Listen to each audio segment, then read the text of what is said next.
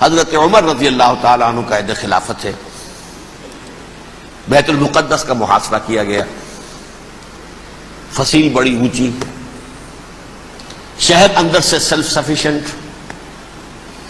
حملے کا راستہ کوئی نہیں، محاصرہ طول کھینچ رہا ہے لیکن ان کے پاس رسد بھی موجود ہے، پانی بھی موجود ہے، وہ دروازے بند کر کے بیٹھے ہوئے ہیں۔ بالآخر اللہ تعالیٰ کی مشیت کا ظہور کیسے ہوا؟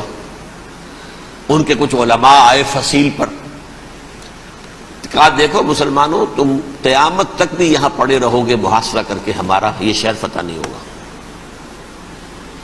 ہاں ایک درویش بادشاہ کے ہاتھوں یہ شہر فتح ہونا ہے، لیکن تمہارے اندر ہمیں وہ نظر نہیں آ رہا۔ ابو عبیدہ بن الجراح رضی اللہ تعالی عنہ، امین هذه الامہ، ان کا فوراً ذہن گیا وہ درویش بادشاہ مدینے میں بیٹھا ہوا ہے، عمر رضی اللہ تعالی۔ اب ایک اور عمر بھی ہے جو قندھار میں بیٹھا ہے، نقشہ وہی ہے، سادگی کی حد تک نقشہ وہی، بالکل وہی، اپنی آنکھوں سے دیکھا ہے وہی سادگی۔ عمر اول عمر ثانی تھے عمر بن عبد العزیز۔ اب ایک اللہ کے فضل سے اللہ تعالیٰ ایدہ اللہ بنصرتہ، اللہ تعالیٰ ان کی نصرت فرمائے، دشمنوں کو ان کے مقابلے میں نیست و نابود کرے۔ انہوں نے ریکویسٹ بھیج دی کہ حضور تشریف لائیے، یہ شہر فتح ہو جائے گا۔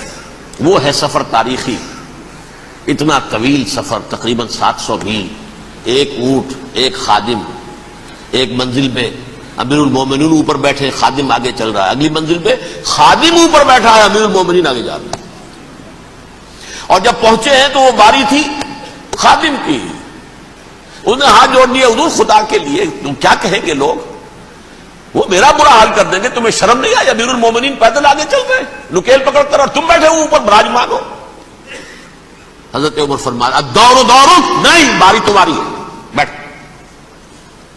اس حال میں پہنچے ہیں، اور پھر یہ کہ ابو عبیدہ بن الجراح آئے ہیں، استقبال کیا ہے تو دیکھا ہے اس حال میں چلے آ رہے ہیں، عمر نکیل پکڑے ہوئے چلے آ رہے ہیں، اور کہتے ہیں کہ کہیں کیچڑ ویچڑ تھا، جوتے خراب ہو گئے تھے، وہ بھی اتار کے ہاتھ میں پکڑے ہوئے، کپڑے تو تھے ہی پھٹے ہوئے۔ انہوں نے کہا کہ حضرت ابو عبیدہ نے، دیکھیے یہ بڑا متمدن ملک ہے، بڑا مہذب علاقہ ہے یہ، آپ ذرا حلیہ اپنا درست فرما لیں تب جا کے پیش ہم آپ کو کریں گے۔ آپ نے فرمایا نحن قوم اعزنا اللہ بالاسلام، ہم وہ قوم ہیں جنہیں اللہ نے عزت دی ہے اسلام کے ذریعے سے، کپڑوں کے ذریعے سے نہیں، دولت کے ذریعے سے نہیں۔ اسی حال میں گئے ہیں، اوپر سے انہوں نے کھڑے ہو کر نشانیاں دیکھی ہیں، اپنی کتابیں کھولی، ہاں یہ وہی ہے، اچھا لو جی سرنڈر، شہر تمہارے ہاتھ میں۔ خون کا ایک قطرہ نہیں بہا اور بیت المقدس فتح ہو گیا۔ لیکن اس وقت حضرت عمر نے ایک نرمی یہ کی کہ یہودیوں کے لیے بھی اسے اوپن سٹی قرار دے دیا۔ یہ احسان عظیم حضرت عمر کا، اس سے پہلے یہودی آ ہی نہیں سکتا تھا، داخل ہی نہیں ہو سکتا تھا، وہاں وہ آ کر وزٹ نہیں کر سکتا تھا، زیارت نہیں کر سکتا تھا اپنے مقدس مقامات کی۔ حضرت عمر نے یوں سمجھیے کہ تقریباً 550 برس کے بعد ان کے لیے راستہ کھولا ہے کہ ہاں تم آ سکتے ہو، زیارت کر سکتے ہو۔ لیکن یہ عیسائیوں نے لکھوایا معاہدے کے اندر، انہیں یہاں آپ آباد ہونے کی اجازت نہیں دیں گے، لیکن کم وزٹ دی پلیسز، دیکھیں زیارتیں کریں اور جائیں۔ یہ معاہدہ حضرت عمر کا ہے رضی اللہ تعالیٰ، جو پھر خلافت راشدہ کے بعد بنو امیہ نے بھی اس کو آرڈر کیا، بنو عباس نے کیا، پھر جو ہمارے یہ ترکوں میں اندر خلافت آئی تو ترک خلفاء نے بھی اس معاہدے کی پوری پابندی کی۔ فلسطین میں آ سکتے ہیں یہودی صرف زائرین کی حیثیت سے، وہاں آباد نہیں ہو سکتے۔ اب آئیے اگلا دور آیا حضرت عثمان کا دور خلافت۔ یہ ہے وہ وقت کہ اب یہود نے امت مسلمہ کی پیٹھ میں چھڑا گھونپا۔ وہ کیسے؟ ایک یہودی عبداللہ ابن سبا اسلام کا لبادہ اوڑھ کر آ گیا، معاشرے کا جائزہ لے لیا، ان میں بنو ہاشم اور بنو امیہ میں جو پرانی کشاکش تھی اس کے کچھ نہ کچھ جراثیم باقی ہیں، اگر ان کو ذرا بھڑکا دے تو مسلمانوں میں انتشار پیدا ہو جائے۔ کہا یہ عثمان کون ہے؟ یہ تو بنو امیہ میں سے ہے، یہ حق تو بنو ہاشم کا ہے، خلافت ان کے پاس ہونی چاہیے، محمد کے تو رشتہ دار وہ ہے صلی اللہ علیہ وسلم۔ عوام الناس کے اندر بات پھیلنی شروع ہوئی، پھر ایک بڑی سازش کے انداز میں حضرت عثمان کے خلاف پروپیگنڈا، حضرت عثمان کے جو عاملین تھے، گورنر تھے، ان کے خلاف پروپیگنڈا، اور ایسی ہوشیاری کرتے تھے کہ کوفے میں کوفے کے حاکم کے خلاف کچھ نہیں کہنا، اجی مصر میں یہ ہو رہا ہے، اجی شام میں یہ ہو رہا ہے، اجی یہ جو عثمان ہے وہ یہ کر رہا ہے، یہ ظلم ہو رہا ہے، یہ لوٹ مار ہو رہی ہے، یہ خیانتیں ہو رہی ہیں۔ اب نہ تو اس زمانے میں مینز آف کمیونیکیشن، کیسے تصدیق کریں؟ افواہیں تو آپ آج کراچی کے اندر شروع ہو جائے تو پتہ نہیں چل سکتا کسی کو کہ کیا اس میں صداقت ہے کیا جھوٹ ہے، اور بری بات جو ہے فطرت انسانی کی کمزوری ہے وہ فوراً قبول کرتا ہے، کسی کے بارے میں اچھی بات ماننے کو تیار نہیں ہوتا لیکن بری بات تو فوراً دیا۔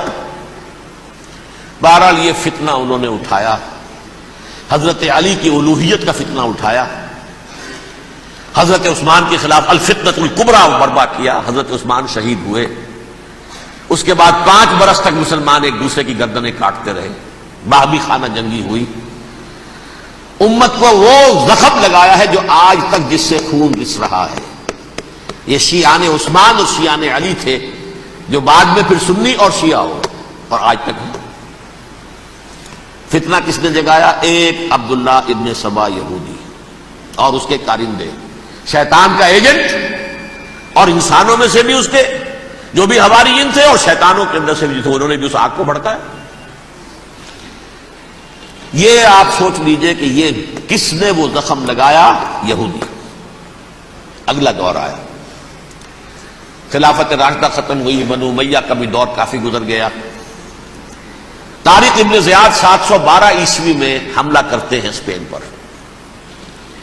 اسپین اس وقت عیسائیت کا بہت بڑا گڑھ، بڑے کٹر ترین عیسائی جو ہے وہ اسپین میں تھے، لہذا یہودیوں کی وہاں بہت پٹائی ہوتی تھی، میں بتا چکا ہوں، دشمنی تھی ان کی تو چلی آ رہی تھی عیسائیوں کے ہاتھوں یہودیوں کی، وہ تو سن 300 عیسوی سے ایمپرر کانسٹنٹائن کے بعد سے شروع ہو گئی تھی۔ اس حوالے سے یہودیوں نے اس وقت چالاکی یہ برتی، کچھ راستے واسطے بتائے، کچھ مدد کی طارق ابن زیاد کی۔ طارق ابن زیاد نے انہیں اپنا محسن سمجھا، ہسپانیہ فتح ہو گیا تو یہودی چونکہ محسنین کی فہرست میں آ چکے تھے، انہیں بہت اقتدار نصیب ہوا، بڑی سپورٹ مسلمانوں نے دی۔ ان کے بڑے بڑے علماء جو اسی دور کے اندر پیدا ہوئے، بڑے بڑے تھنکرز ان کے اسی دور میں پیدا ہوئے۔ بن گوریون جو کہ ایک وزیر اعظم تھا اسرائیل کا، اس نے یہ لکھا اپنی کتاب میں، مسلم Spain was the golden era of our diaspora, وہ ڈائسپورا جو 70 عیسوی سے شروع ہوا تھا اور 1917 عیسوی تک جاری رہا ہے، اس میں سے گولڈن ایرا ہمارا جو تھا وہ مسلم اسپین تھا، ہسپانیہ میں بیٹھ کر ہم نے عیش کیے۔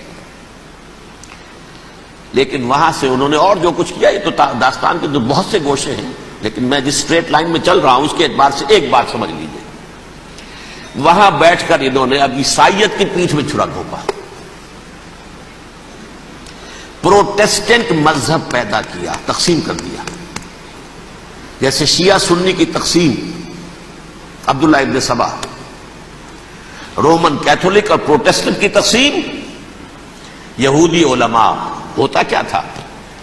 ہسپانیہ کی یونیورسٹیاں ہیں، کارڈووا میں ہے، ٹولیڈو میں ہے، گریناڈا میں ہے، غرناطہ، قرطبہ، تولیتلا، اور وہاں آتے تھے لوگ، فرانس سے چلے آ رہے ہیں نوجوان پڑھنے کے لیے، جرمنی سے چلے آ رہے ہیں، اٹلی سے چلے آ رہے ہیں، 3 ہی ملک قریب ترین پڑھتے ہیں سینٹرل جو یورپ کے ہیں۔ یہاں پر جو ہے وہ اسلام جو نور پھیلا رہا تھا اس سے بھی مستفیض ہوئے، جہالت کے جو ہے پردے ان کے وہ چھٹے، اس کے ساتھ ہی وہ یہودی وہاں ان کے اندر جو جراثیم داخل کر رہے تھے وہ اس عیسائیت کے خلاف بغاوت جو اس وقت دنیا میں